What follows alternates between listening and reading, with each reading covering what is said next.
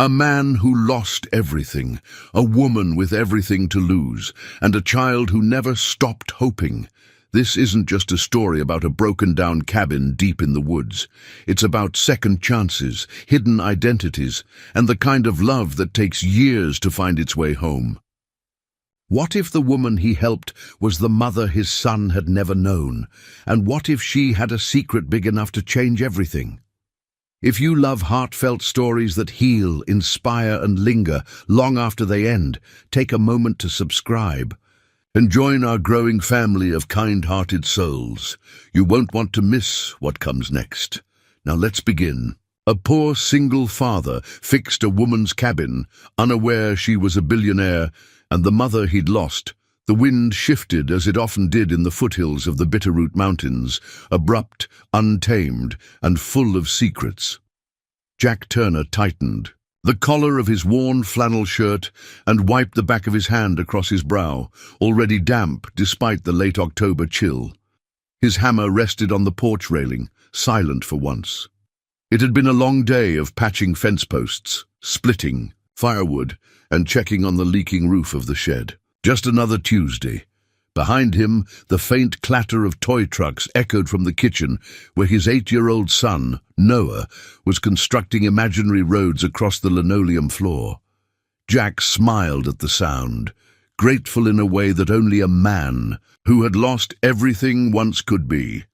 His world was small, perhaps, but it was his, anchored by his boy, a pile of tools, and the quiet dignity of surviving. Then he heard it, a sputter, a stall, then silence. Jack turned his head toward the narrow mountain road beyond the tree line.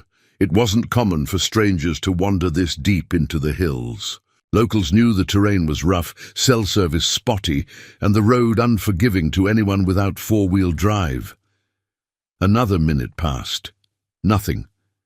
Then, a sharp knock at his front gate. Jack grabbed his jacket and headed out. A woman stood there, wrapped in a navy coat that was far too thin for the cold. Her chestnut hair was tied back messily, her boots splattered in mud. Her hands were tucked under her arms, not for politeness, but warmth. "Hi," she said, voice shaky but firm. I think I'm lost. My car broke down about a mile back. I was hoping to find anyone, really." Jack studied her face. There was something oddly familiar about her. Not in a way he could place, but in the way her eyes looked past him for half a second, like she wasn't just seeing him, but also some ghost from her past. "You're lucky," Jack said, stepping aside. "Not many folks come this far up and find a soul. Come in, warm up." She hesitated, then nodded. "Thank you." Inside, the wood stove crackled to life as Jack tossed another log on the fire. Noah peeked from behind the kitchen counter. "Daddy, who's she?" Jack ruffled his son's hair. "Just a traveler, got stuck. Be polite." Noah grinned. "Hi, traveler." The woman smiled, really smiled this time, and knelt down. "Hi there. I'm Emma." Jack's heart stopped for just a second. Emma. But no, it couldn't be. The Emma he had known was long gone. That name hadn't been spoken aloud in this house in nearly a decade. He shook the thought off. "You're welcome to stay here a while," Jack said. "But if you're up for a walk, there's an old cabin just a bit down the ridge, abandoned for years, but solid bones. I could help you fix it up, give you some space while you sort out." "Your car?" Emma looked surprised. "You'd do that? For someone you just met?" Jack shrugged. "I've been the one stuck before. People helped me when I didn't deserve it. I figure I owe the world some good." She looked at him for a moment, longer than people usually do when they're just being polite. Then she said softly, "I'll take you up on that." By dusk, they were walking together beneath a canopy of pine and spruce, the world bathed in amber light. The cabin stood like a forgotten promise at the edge of the clearing. Jack kicked open the swollen door and stepped inside. Dust, cobwebs, and silence. "I'll come back tomorrow with tools," Jack said. "Some new boards, maybe a stove if I can find one. Won't be fancy, but it'll be warm." Emma ran her fingers along the windowsill. It's more than enough. He looked at her. You got a place you're trying to get back to? She paused. Not really. I guess I'm trying to get away from somewhere. Jack nodded slowly. He understood that better than most. They stood in silence, the kind that feels like the air is listening too. Then she turned to him and asked, "What about you? Just you and your son out here?" "Just us," he said. "Been that way since he was born." "No mother?" "No," he said, voice quiet now. "She didn't stay." Emma looked down at her hands. That must have been hard. Jack didn't respond right away. It was worse not knowing why. One day she was gone. Took me years to stop wondering. He expected her to say something. Back, maybe offer one of those empty comforts people give when they don't know what else to say, but she only whispered, "Some things aren't as simple as they look from the outside." Jack turned to look at her, really look at her, but just then Noah came running up from the trail, breathless. "Dad, I found a rabbit, a real one." Jack chuckled and ruffled his son's hair again. Emma watched the moment, father and son side by side. Her face was unreadable, but her eyes shimmered. "Thank you," she said suddenly. "For what? For not asking too many questions."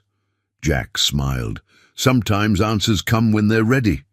No need to rush them." They stood at the edge of the cabin under the early stars as the forest settled around them like a secret waiting to be shared. Neither of them knew it yet, but this forgotten cabin and this second chance meeting was about to rebuild far more than just broken wood. The mountain cabin breathed with new life. Jack had returned the next morning, just after sunrise, a toolbox in one hand and a bag of provisions in the other, coffee, canned beans, and a small pot-bellied stove he'd bartered for years ago and never used. It was dented and ugly but warm, reliable, like him in a way. Emma had already cleared the front porch of leaves when he arrived. She greeted him with a nod, her eyes shadowed by fatigue and something deeper, something unspoken.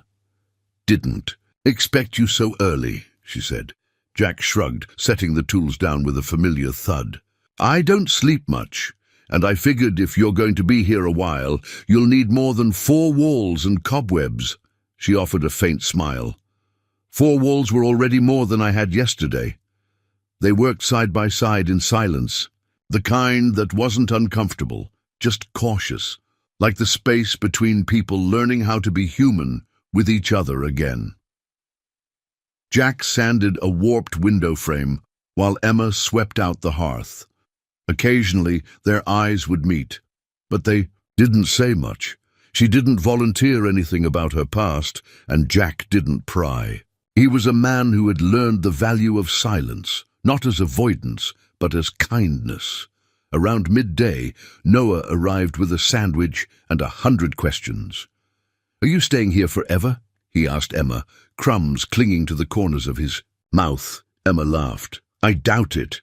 "Why not?" "Well, I don't really have a forever place." "Not yet." Noah furrowed his brow. "Everyone should have a forever place. Mine is with my dad." Jack gave his son a quick look, proud, amused, and a little embarrassed all at once. Emma paused, her smile softening. "That's a pretty special thing, Noah." "Did you ever have a kid?" Jack started to intervene, but Emma raised a hand gently. "I did," she said quietly. "A long time ago." Noah blinked. "Where is he?" Jack froze. Emma stared out the window, her jaw tight. "I don't know," she whispered. "I lost him."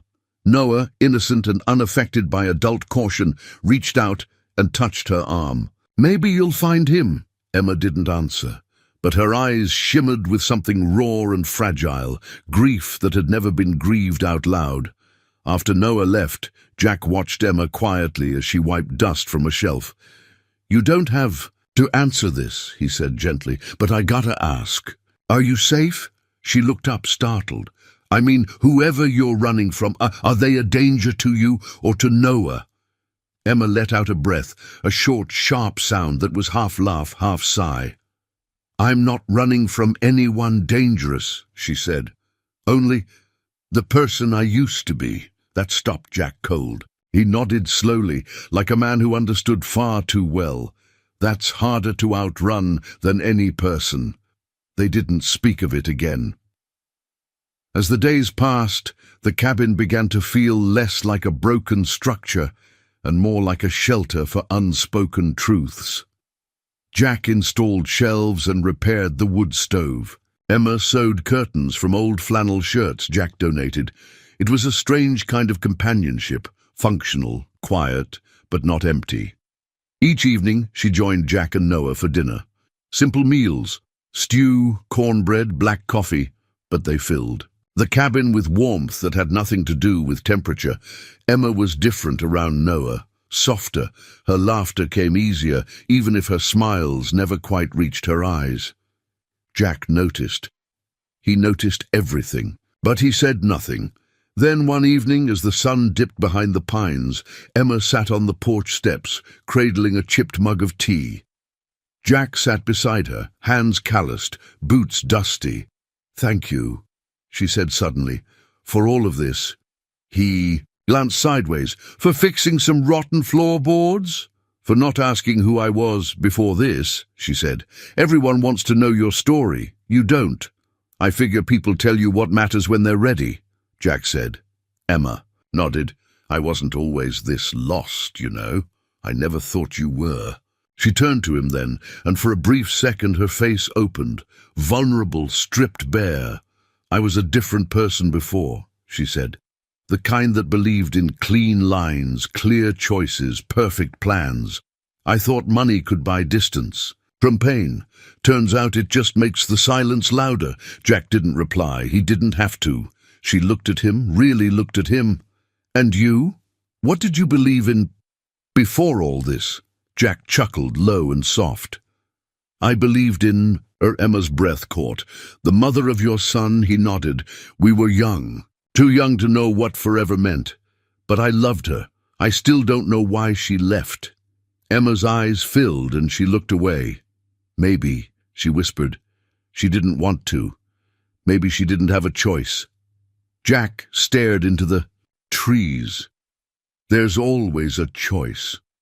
"Not always," Emma said, so quietly he almost didn't hear her. Silence fell between them again, but it wasn't empty this time. It was full of ache and possibility, like something buried beneath snow that might thaw in spring.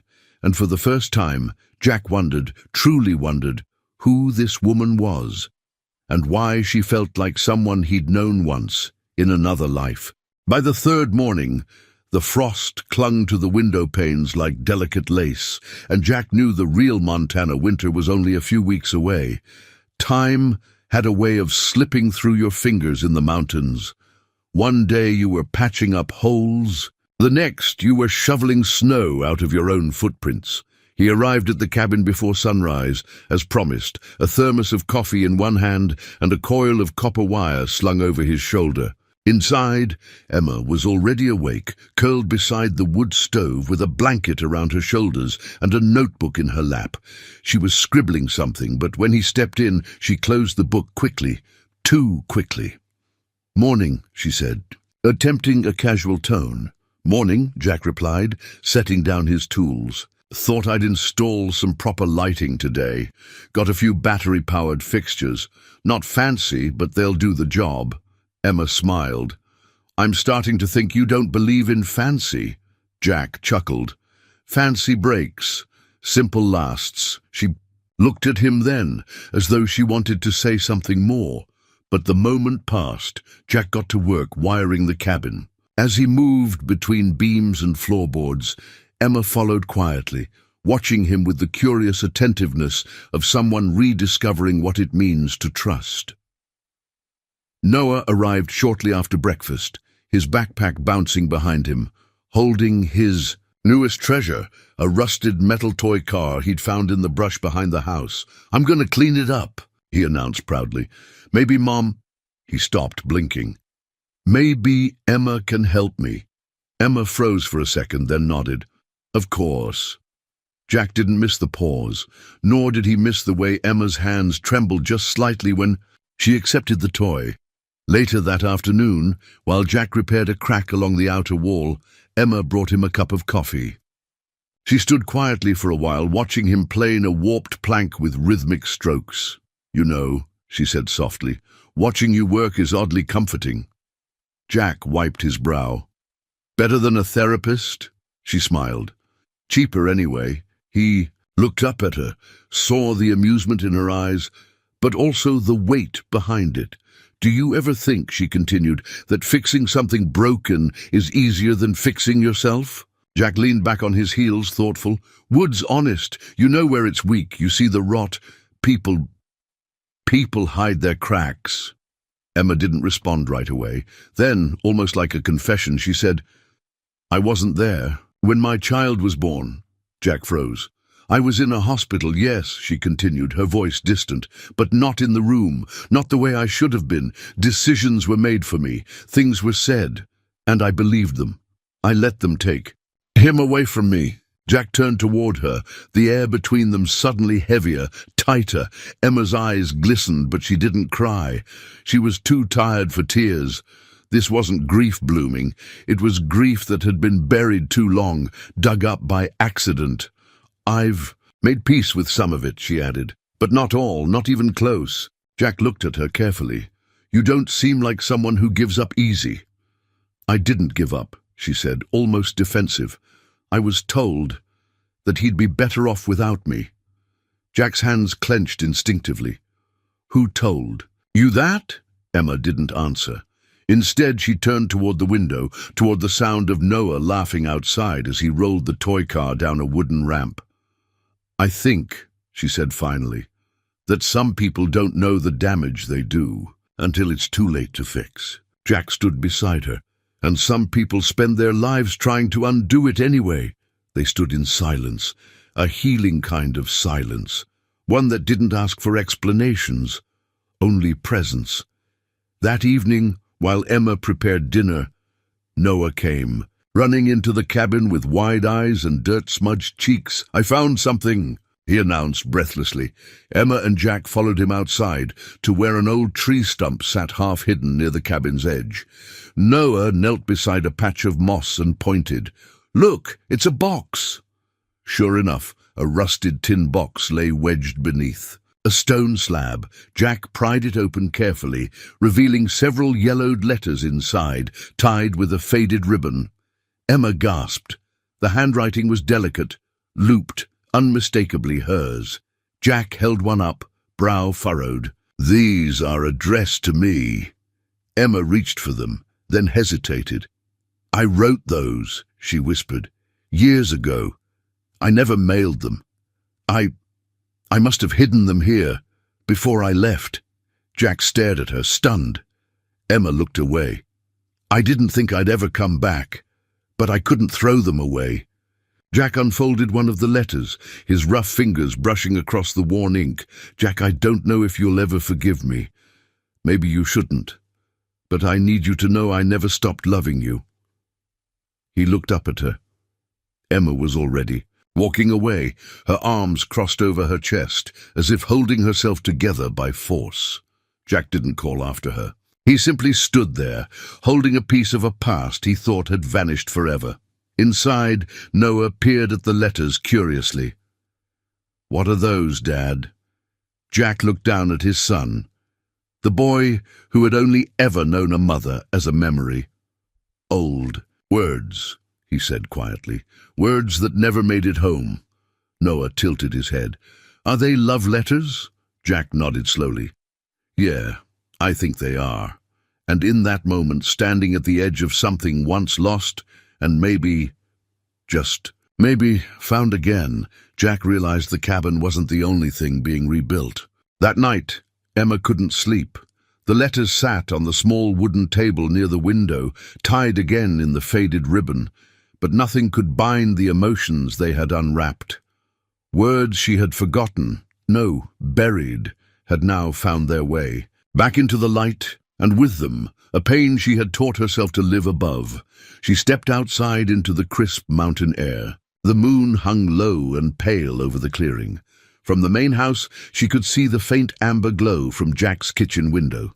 She wondered if he was reading more of the letters. If he had reached the one where she told him about the baby, her breath caught. No. That letter. She had never written it. She had wanted to, countless times. But fear always stopped her hand. Fear that it was too late, that he wouldn't believe her, or worse, that he no longer cared.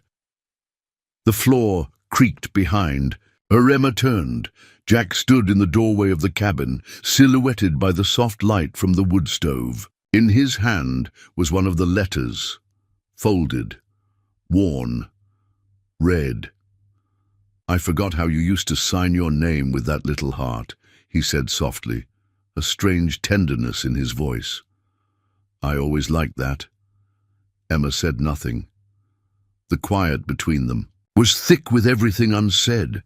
He stepped outside, joining her under the stars. "These letters," he continued, "they're full of love, but also pain, regret.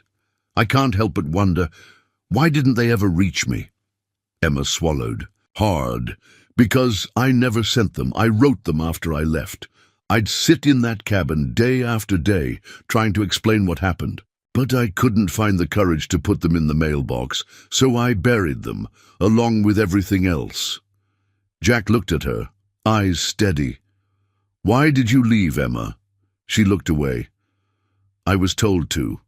My father, he said you'd moved on, that you didn't want the baby, that you didn't want me." Jack stepped back, stunned. "That's not true." "I know that now," she said, voice trembling. "But I was 23, pregnant, scared, and I believed him. He flew me across the country the day after I told him, took my phone, told me it was over."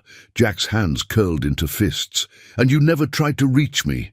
"I did," she whispered. "Once, a year later. I sent a letter to your old apartment. I never got a reply." "Because I never got it," Jack said bitterly. "I moved in with my brother for a while after you left. I couldn't afford the rent. If that letter came, it never made it to me." Emma blinked hard. I thought maybe you really didn't care." Jack exhaled, long and low, like air slowly escaping a wound. "Emma, I loved you. I loved you with everything I had." "I know," she said, voice breaking, "and I'm sorry. I should have fought harder. I should have trusted you, not him." Silence fell again, heavier this time. Years of miscommunication and manipulated truths hung between them like fog that refused to lift. Then, from the main house, a light flicked on upstairs. Noah. Emma's eyes followed the glow, her face softening. "He's beautiful," she said. "So full of life. And so kind." Jack glanced toward the house, his expression guarded. "He's been through a lot, but he's a good kid." Emma hesitated, then spoke carefully. "Does he know about her?" Jack looked at her, unsure. "I mean," she clarified. "What? Did you tell him about his mother?" Jack stared at the ground. "The truth I knew at the time, that she left, that maybe she wasn't ready. I never told him her name, figured it wasn't mine to give." Emma's breath hitched. "So he doesn't." No. She nodded slowly, folding her arms as if bracing against more than just the cold. Jack turned to her. "Emma, are you saying—" She met his eyes, steady and raw. "Yes, Jack. Noah is my son." For a long, painful moment, nothing moved. Not the trees, not the wind, not even the air between them. Then Jack whispered, "I knew there was something. He has your eyes." Emma smiled through her tears. "And your stubborn chin." Jack let out a breath that was part relief, part heartbreak. "Why didn't you tell me sooner?" "I was scared," she said. "I didn't know if I had the right, and when I saw him it just broke me. I thought I'd lost everything. And then suddenly, there he was, alive, happy, loved. I didn't want to ruin that." "You wouldn't have," Jack said, his voice rough. "You would have made it whole." Emma wiped her cheeks. "Do you think he'd ever forgive me?" Jack didn't answer right away. He just looked toward the cabin again, toward the flickering light of a boy who didn't yet know that everything was about to change. "He's got a big heart," Jack said finally. "Bigger than mine. If there's anyone who'd understand, it's Noah." Emma nodded, her voice barely audible. "Then maybe there's still time." Jack looked at her, not the woman she'd become, not the mistakes of the past, but the girl he had once loved, the mother his son had never known. And for the first time in years, he felt something shift in his chest. Not quite forgiveness. Not yet, but the door was open. "Come inside," he said gently. "It's getting cold." Emma followed him back toward the light, and somewhere, buried beneath the years and the pain and the silence, something small and fragile began to stir, something like hope.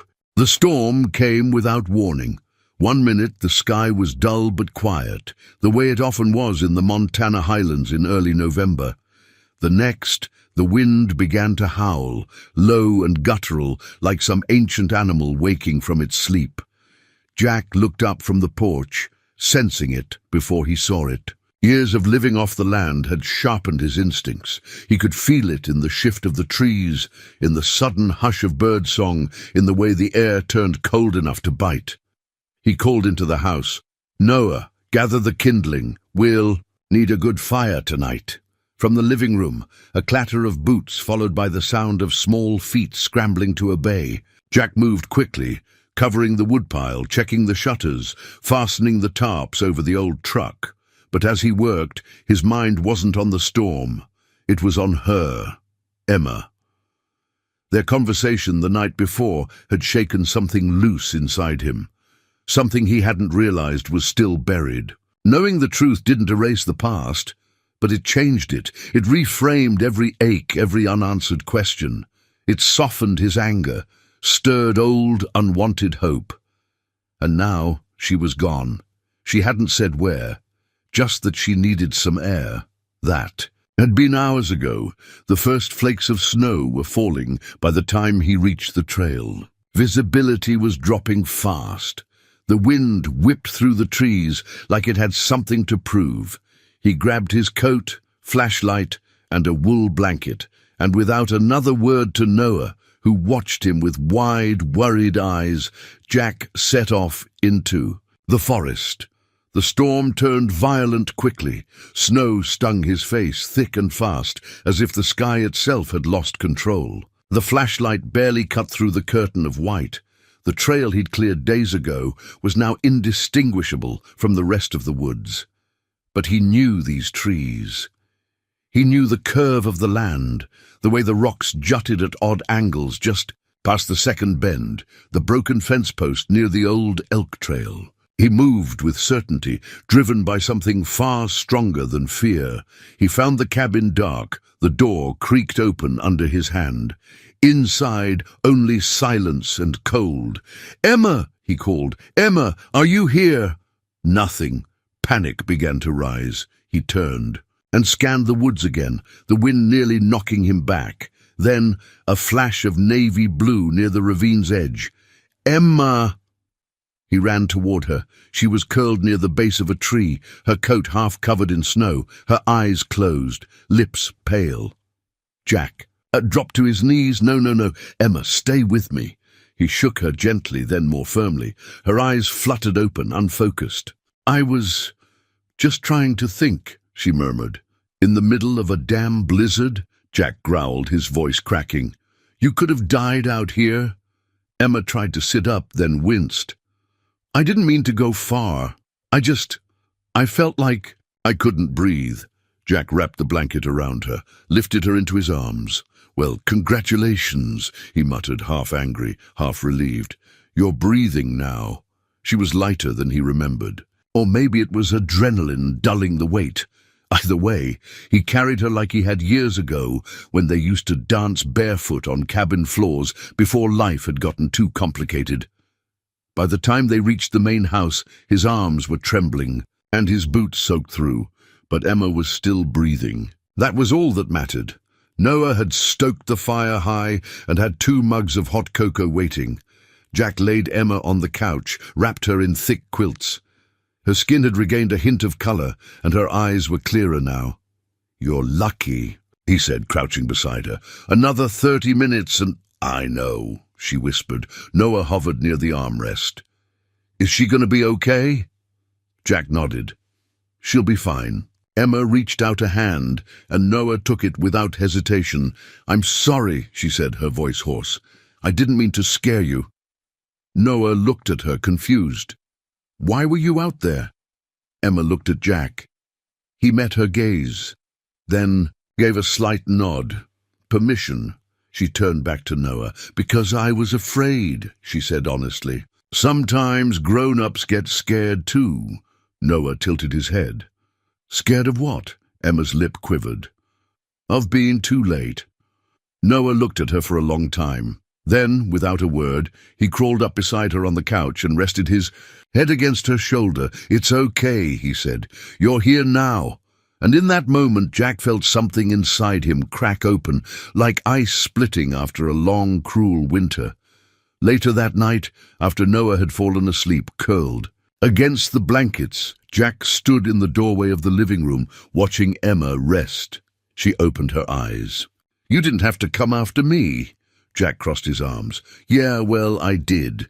She studied him. "Why?" He thought about it, then shrugged. "Because I've already lost you once, and I'll be damned if I let that happen again." Emma's eyes welled, and Jack stepped forward, kneeling beside the couch. "I don't know what this is anymore," he said softly. "But I know I'm tired of carrying the weight of what we never said. I'm tired of pretending Noah doesn't deserve to know you." She reached for his hand. "He's ours," she said almost reverently. Jack nodded. "He always was." And as the wind howled outside and the fire crackled beside them, two people who had once been broken sat together in the quiet, rebuilding something stronger than before. One truth, one heartbeat at a time. The snow fell softly through the pines the next morning, blanketing the world in silence, as if nature itself had paused to catch its breath. Inside the cabin, the fire had burned low. Emma sat at the kitchen table, her hands curled around a steaming mug of tea. Jack was nearby, quietly fixing the latch on the back door.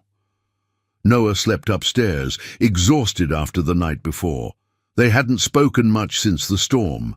There was warmth in the air, but also something heavier, something waiting. To be said, Jack finished his task and turned to her, brushing the sawdust from his palms. "You should rest." "I can't," Emma said. Her voice was steady, but her eyes trembled. "Not until you know everything." Jack pulled out the chair across from her and sat. He didn't interrupt, didn't reassure. He simply waited, like a man who'd learned that the most important truths often arrive slowly, painfully, and on their own terms. Emma took a breath. "My father was a man who never liked to lose control. Not in business, not in family, especially not with me."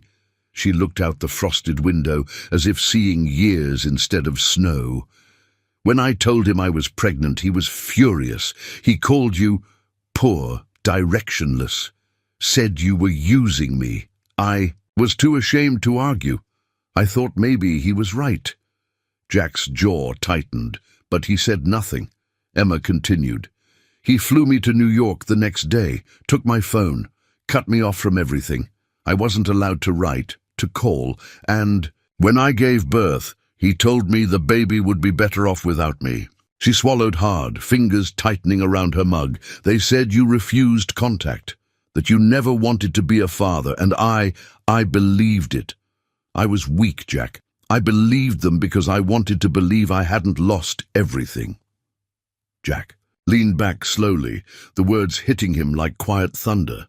"So what happened after?" Emma hesitated, then added, "I stayed. I worked in the company. I learned to survive in his world, hard, fast, emotionless.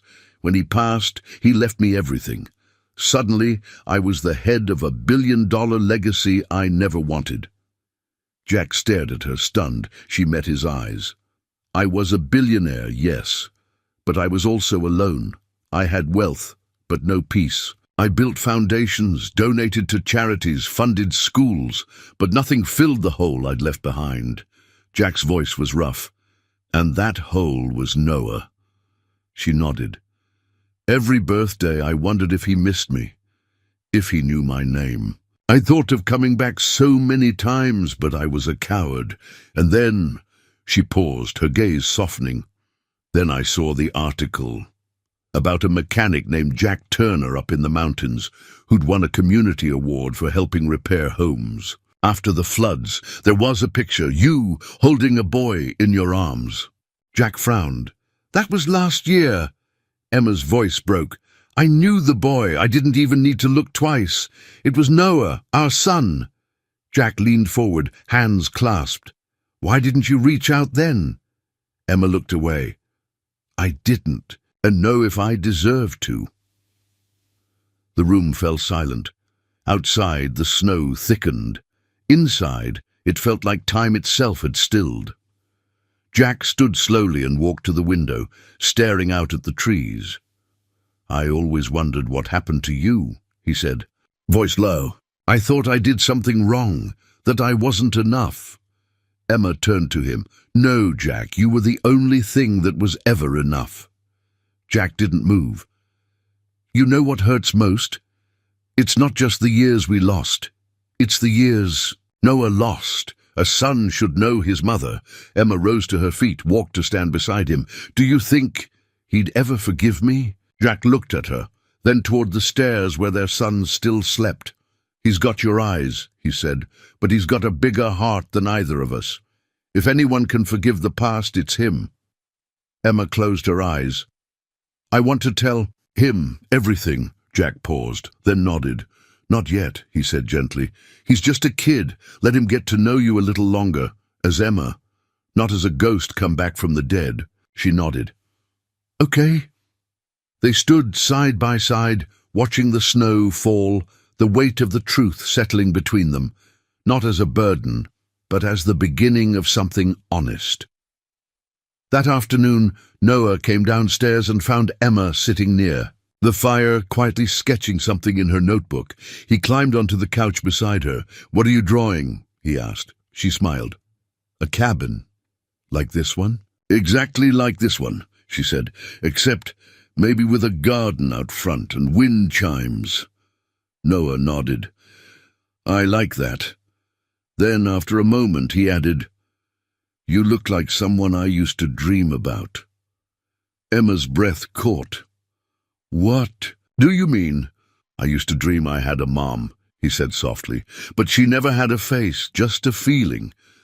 Emma bit her lip to keep from crying. I think, Noah said, laying his head on her arm, you feel like her. Emma wrapped her arms around him, holding him as tightly as she dared, her heart breaking and healing all at once. Jack stood in the kitchen, pretending not to watch, but he did, and he smiled. Because sometimes truth doesn't shatter. Sometimes it rebuilds. The first sign that the outside world had noticed came quietly, like most trouble in small towns. It started with a knock. Jack opened the front door to find Martha Calloway standing on the porch, her arms crossed beneath a thick wool shawl, her lips pursed in that way she always did when she was curious, but pretending to be concerned. Morning, Jack, she said, peeking around him like she expected someone to materialize from behind the curtains. Morning. Martha, he replied, guarded. I was just dropping off some fresh preserves, she said, holding up a jar with too much enthusiasm. Peach this time. Thought Noah might like it. Jack took the jar, nodded his thanks. Martha lingered. I heard you've got company up at the cabin. Jack's brow lifted. That right. A woman, I'm told. Been seen walking into town. Real pretty, quiet. Doesn't talk much. Jack exhaled slowly. She's a friend. Needed some space. The cabin was empty. Martha nodded as if affirming something to herself. Well, you know how folks are. They notice things. They wonder. I'm not concerned with wondering, Jack said, and neither should they be. Martha hesitated, then gave a polite, tight-lipped smile and turned back toward the road. As she left, Jack spotted the unmistakable glint of a cell phone in her hand. She was already texting someone before she reached the fence. By the end of the week, Emma had become a quiet sensation. It wasn't just her mysterious arrival or her beauty. It was the subtle way she moved through town, how she paid in cash, how she avoided giving a last name, how she didn't seem to belong, and yet seemed to know things about the town no stranger should. At the general store, whispers curled like smoke around the aisles. "Jack's seeing someone," they say. "He's got a boy, doesn't he? Wonder what she's after." She doesn't act like someone passing through. Maybe she's hiding something. It wasn't malice, not yet. But curiosity in a small town had a way of growing teeth. Jack tried to shield her from it. He walked with her down Main Street, chin up, calm, steady.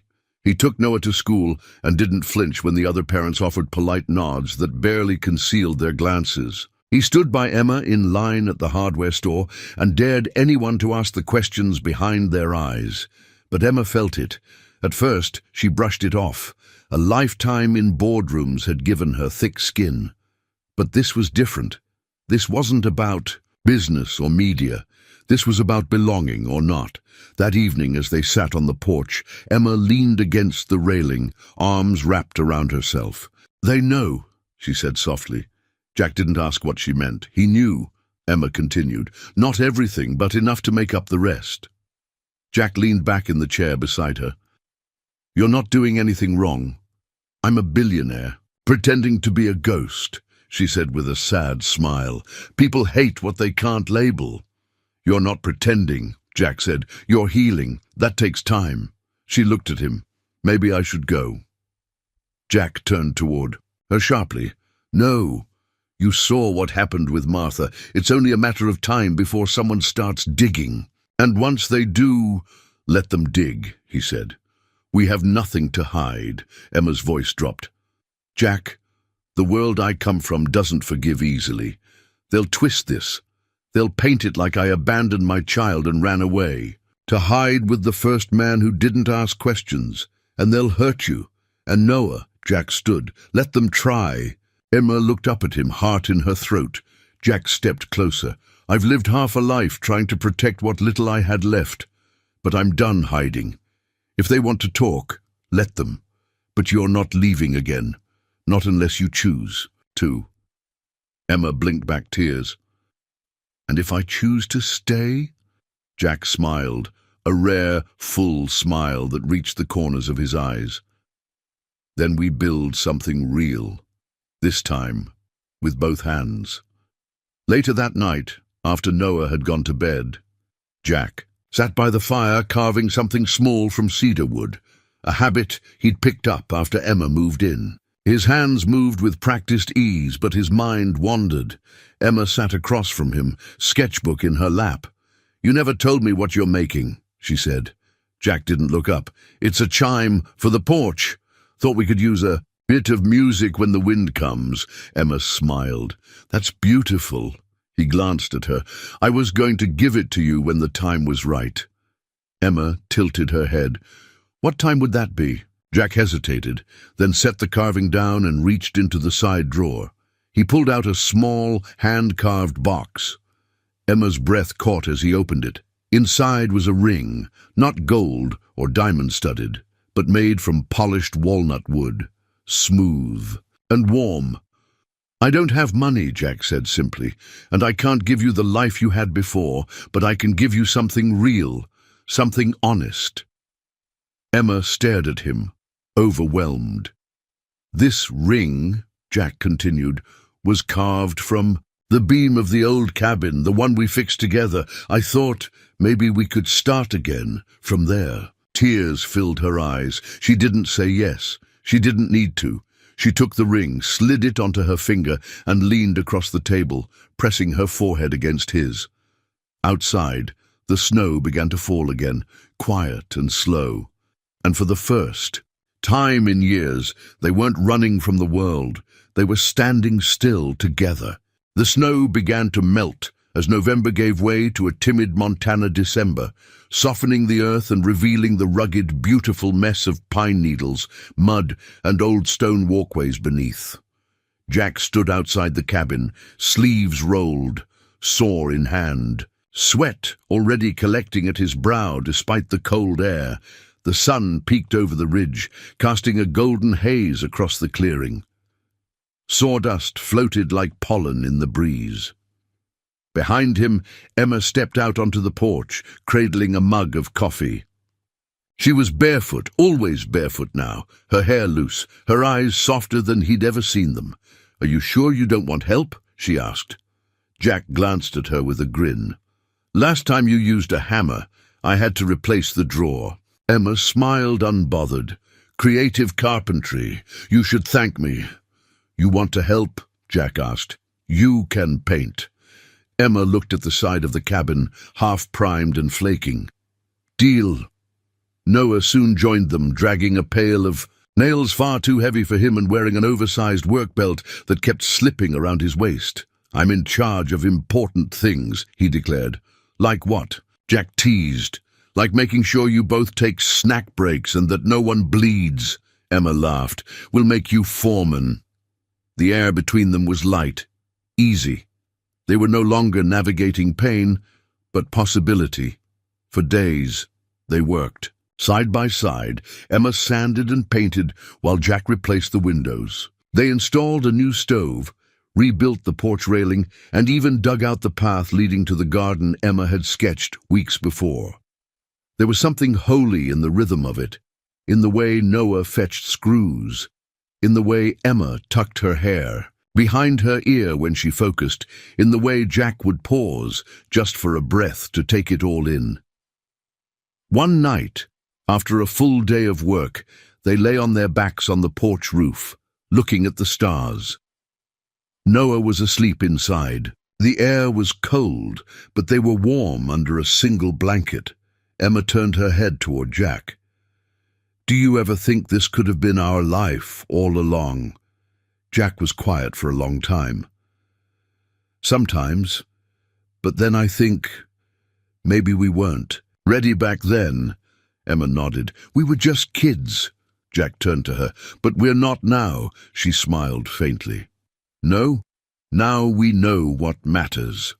The next morning, Emma stood in the center of the cabin, looking around. It was almost complete, not perfect, not polished, but whole.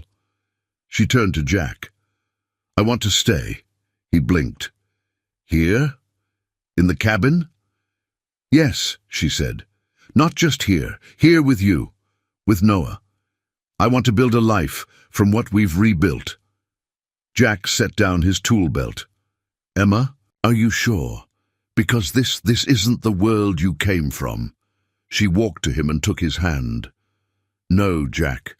That world, those offices and planes and hollow conversations, that's not my world anymore. This is." He looked at her, searching her face for doubt, but all he saw was conviction. "And love? Then let's make it official," he said softly. Emma smiled. "We already did." She lifted her hand, showing him the wooden ring he had carved. She'd never taken it off. They didn't throw a grand party. There was no announcement in the local paper, no registry, no gown. Instead, they gathered a few close friends, Jack's mechanic buddies, Noah's favorite schoolteacher, and Mrs. Benning from the diner, who always gave extra syrup on his pancakes. They stood in a circle in the yard outside the cabin, surrounded by pine trees and candles in mason jars. Emma wore a simple white dress that had belonged to her mother. Jack wore his cleanest flannel shirt. Noah held a basket of pine cones, tossing one every time he got too excited. Jack took Emma's hands, voice thick with emotion. "I don't have fancy words, but I have you, and that's all I need." Emma smiled through tears. "You gave me back everything I thought I'd lost, and you didn't ask for anything in return." Noah tugged at Jack's sleeve. "You forgot to say the I do part." Everyone laughed. "I do," Jack said, looking straight into Emma's eyes. Emma leaned down and kissed Noah's forehead. "And I do too." Later that night, as the fire crackled and the guests had gone, Jack stood at the window watching the wind roll across the trees. Emma approached from behind, resting her. "Chin on his shoulder, what are you thinking?" she asked. Jack exhaled. "I'm thinking how strange life is, how the world can fall apart and still give you a second chance." Emma smiled. "Not strange, just merciful."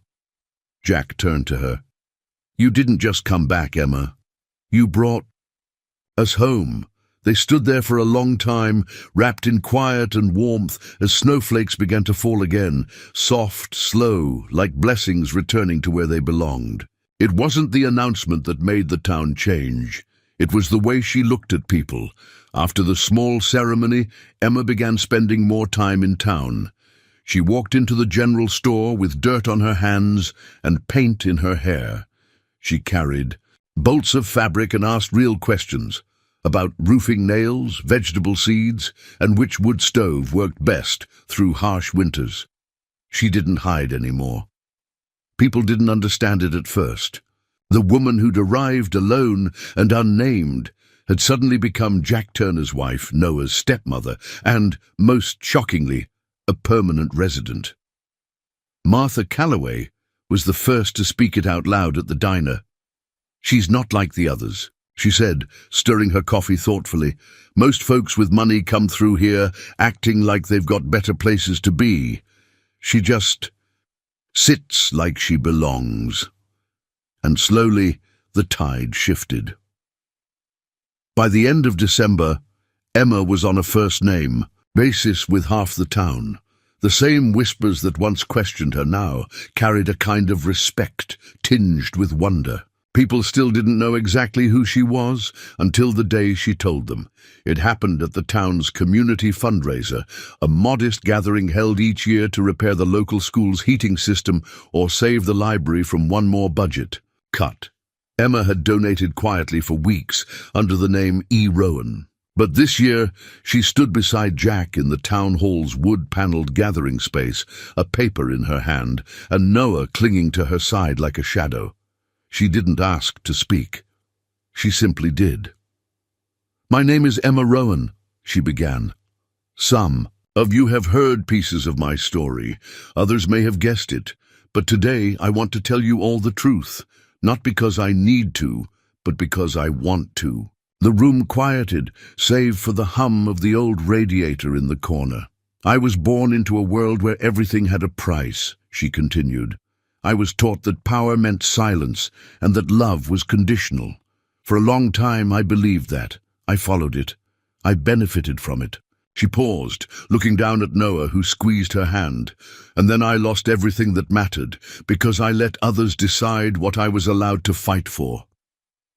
Jack watched her, his chest full of something heavier than pride. Something like awe. "But life," Emma said, her voice steady, "has a strange way of leading us back to what we should have never left behind." She looked out at the townsfolk, at faces lined by wind and hard work, at neighbors who had quietly watched, judged and now listened, with something approaching reverence. "I came here thinking I could hide," she said, "but instead I was found, not by money, not by legacy, but by a boy who forgave me and a man who never stopped being decent, even when life gave him every reason to be otherwise." She stepped back and unfolded a document from her coat. "This," she said, "is a deed. It grants the Turner family, Jack, Noah, and now me, ownership of 30 acres of land surrounding the old cabin. But it also does something else." She looked toward the school principal seated in the front row. "I've designated 5 acres of that land to the town, to be used as a public retreat, a space for foster kids, veterans, and anyone who needs healing. We'll build cabins one by one, and we'll start with the one Jack rebuilt. For me." There was silence. Then applause, gentle at first, then rising like a tide of warmth. Jack stood beside her, stunned. "You didn't tell me," he murmured. Emma leaned in, her voice low. "It's your kindness that built that cabin. I'm just passing it on." Later, that week, Emma sat on the porch steps with Noah, a hand-carved map spread between them. Together they planned where the garden would go, where the cabins for guests would be built, and where the pond Jack once joked about might one day sit. Jack walked out with lemonade and watched them from the doorway, heart too full to speak. Emma looked up. "We're thinking of calling it Turner Hollow." Jack raised an eyebrow. "We," Noah grinned. "We voted." Emma stood and walked over, pressing a folded envelope into Jack's hand. "What's this?" he asked. "My resignation letter," she said. "From the board, from the company, from all of it." Jack's breath caught. "You sure?" "I've spent years owning things that never felt like mine," she said. "Now I want to belong somewhere, not just be in charge of something." He opened the envelope, then folded it back carefully. "You already belong," she smiled. "So do you." One evening, a family from town came to visit, people Emma had never met, with a little girl who barely spoke. They walked the trail, peeked inside the cabin, and sat quietly on the porch swing. "She hasn't smiled in weeks," the mother whispered, nodding toward the girl. Emma knelt down. "Would she like to pick a stone for the fireplace? We're building a hearth for the next cabin." The girl nodded. It was a small thing, but it was everything, and so the cabin became something more than a home. It became a beginning, a place where second chances weren't just possible, they were expected. And in every board Jack hammered, every sketch Emma drew, every laugh Noah let echo through the trees, something beautiful took root, something no storm could ever tear down again. Spring arrived as quietly as Emma had come. The last snow melted into thirsty soil. Wildflowers bloomed across the ridge. Birds returned to the pines with songs that sounded like forgiveness. The cabin, their cabin, stood tall and weathered, but warm, like a soul that had been tested and found whole again. The porch had new railings. The wind chime Jack carved swayed gently, each note a whisper of things that could have been lost, but weren't. On a clear Sunday morning, Jack stood in front of the mirror, adjusting the sleeves of his only white shirt. "You look nervous," Emma teased, stepping into the room behind him. Her dress was simple, linen, soft blue, the same color as the lake they once dreamed of taking Noah to. "I rebuilt a roof during a hailstorm with a broken ladder," Jack said, clearing his throat. "This is worse." Emma laughed, and he turned to see her properly. Her eyes, her face, the way she tilted her head when she smiled, it all still hit him like the first time. "You sure you want to do this?" he asked, half grinning, half serious. She stepped closer, reached up to smooth his collar. "Jack Turner. I've never been more sure of anything in my life." Outside, Noah's voice rang out, high and excited. "They're here. Everyone's here." The wedding took place beneath the trees, in the clearing beside the garden they'd planted together. Friends, neighbors, and even a few curious strangers had gathered. Some bringing pies, others homemade jam, all bringing open hearts. No altar, no pews. Just a wooden bench Jack built that morning, and wildflowers in mason jars.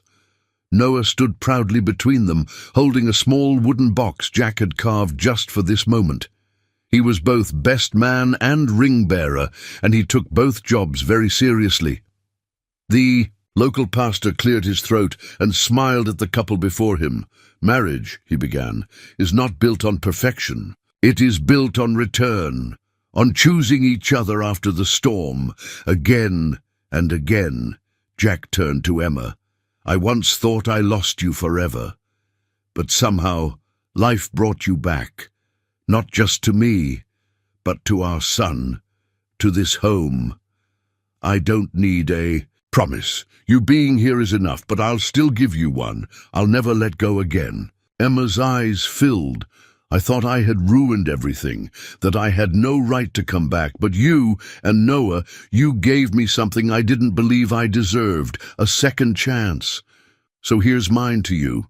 I choose you, not just today, but every ordinary day after this." They didn't wait for the pastor's cue. They kissed, gentle and sure.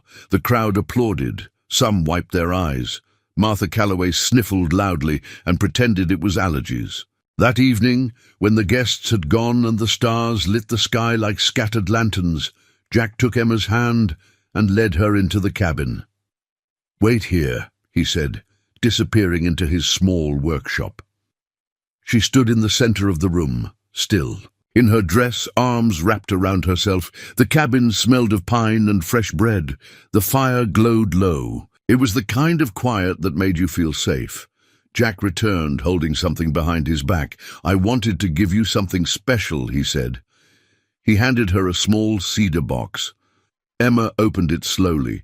Inside was a pendant, a single ring of polished wood carved from the beam above their bed. In its center was a tiny stone, smooth, gray, and heart-shaped. "I found that stone the day we rebuilt the fireplace," Jack said softly. "Noah picked it up. Said it looked like something we should keep. I guess he was right." Emma reached for it, her fingers trembling. "It's beautiful. It's ours," Jack said, "like everything we build now." She slipped the chain around her neck, then leaned into his arms, her head resting on his chest.